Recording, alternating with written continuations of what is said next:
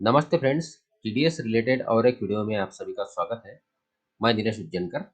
यही सीरीज का 5वां वीडियो है। इसके पहले 4 वीडियो अगर आपने नहीं देखे हैं तो उसकी लिंक मैंने डिस्क्रिप्शन बॉक्स में दी है, उसे आप वहां जाके देख सकते हैं। आज इस वीडियो में हम बात करेंगे TDS on interest other than interest on securities की, section 194 A of income tax act की। इस सेक्शन 194 ए के अंतर्गत फिक्स डिपॉजिट, लोन्स और एडवांसेस के ऊपर दिए जाने वाले इंटरेस्ट से टीडीएस काटने की बात की गई है। इस सेक्शन के अंतर्गत कोई भी व्यक्ति इंडिविजुअल और एचयूएफ को छोड़ के अगर इंटरेस्ट का पेमेंट करता है तो उस इंटरेस्ट का पेमेंट करते समय उसमें से टीडीएस काटना होगा।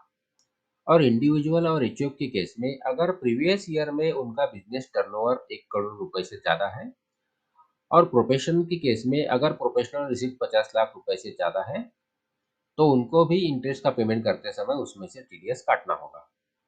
इस सेक्शन 194 ए के अंतर्गत रेसिडेंट व्यक्तियों को दिए जाने वाले इंटरेस्ट से टीडीएस काटने की बात की गई है। नॉन रेसिडेंट व्यक्तियों को दिए जाने वाले इंटरेस्ट से टीडीएस इस सेक्शन के अंतर्गत नहीं कटेगा। अब हम समझते हैं कि इस सेक्शन के अंतर्गत टीडीएस कब कटेगा, टीडीएस कटने की थ्रेशोल्ड लिमिट क्या है। इस सेक्शन के अंतर्गत इंटरेस्ट के ऊपर टीडीएस काटने की लिमिट क्या है, इसे समझने के लिए ये समझना जरूरी है कि इंटरेस्ट देने वाला व्यक्ति कौन है। अगर इंटरेस्ट देने वाला व्यक्ति अगर कोई बैंकिंग कंपनी है, बैंक है या बैंकिंग इंस्टीट्यूशन है या कोई कोऑपरेटिव सोसाइटी है जो कि बैंकिंग बिजनेस में एंगेज है या पोस्ट ऑफिस है, अगर इनके द्वारा कोई इंटरेस्ट पे किया जाता है और उस इंटरेस्ट की अमाउंट अगर 40,000 रुपए से ज्यादा है तो उस इंटरेस्ट में से टीडीएस काटना होगा। दूसरा, जिस व्यक्ति को इंटरेस्ट दिया जा रहा है उस व्यक्ति की आयु अगर 60 साल से ज्यादा है, वो सीनियर सिटीजन है, तो उसकी केस में 50,000 रुपए के ऊपर अगर इंटरेस्ट की अमाउंट है तो ही टीडीएस काटना होगा। अगर जिस व्यक्ति को इंटरेस्ट दिया जा रहा है उसकी आयु अगर 60 साल से कम है तो 40,000 रुपए तक कोई टीडीएस नहीं कटेगा।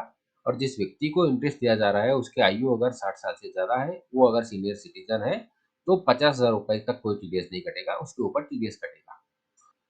और इंटरेस्ट देने वाला व्यक्ति अगर इसके पहले बताए गए व्यक्तियों में से कोई एक नहीं है तो ऐसी केस में 5,000 रुपए तक के इंटरेस्ट के ऊपर कोई टीडीएस नहीं कटेगा और इंटरेस्ट की अमाउंट अगर 5,000 रुपए से ज्यादा है तो टीडीएस काटना होगा। तो अब ऐसे व्यक्तियों में कौन आएंगे, तो जैसे कि individual, HUF, partnership firm, company या और भी कोई व्यक्ति, इनके द्वारा अगर कोई इंटरेस्ट दिया जाता है और उसकी अमाउंट अगर 5,000 रुपए से ज्यादा है तो टीडीएस काटना होगा। इस सेक्शन 194 ए के अंतर्गत टीडीएस का जो रेट है वो 10% है। और जिस व्यक्ति का टीडीएस काटा जा रहा है उस व्यक्ति का अगर पैन नंबर अवेलेबल नहीं है या उस व्यक्ति द्वारा पैन नंबर नहीं प्रोवाइड किया गया है तो ऐसे केस में 20% के हिसाब से टीडीएस काटना होगा। और अगर कोई व्यक्ति चाहता है कि इस सेक्शन के अंतर्गत मिलने वाले इंटरेस्ट के ऊपर उसका टीडीएस ना कटे और उस व्यक्ति की आयु अगर 60 साल से कम है तो व्यक्ति फॉर्म नंबर 15G सबमिट कर सकता है, जिसके बाद उसका टीडीएस नहीं कटेगा। और अगर कोई व्यक्ति जिसकी आयु 60 साल से ज्यादा है तो व्यक्ति फॉर्म नंबर 15H सबमिट कर सकता है।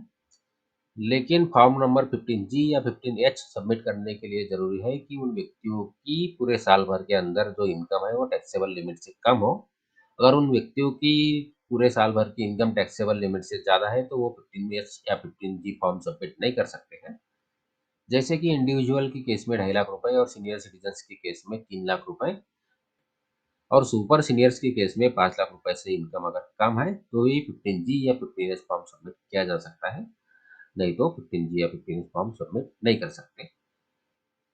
तो इतनी शॉर्ट इन्फॉर्मेशन सेक्शन 194 ए के बारे में। आशा करता हूँ इस वीडियो की जानकारी आपको यूजफुल लगी हो। अगर इस वीडियो की जानकारी आपको यूजफुल लगी है तो वीडियो को लाइक करिए, चैनल को सब्सक्राइब करिए। धन्यवाद।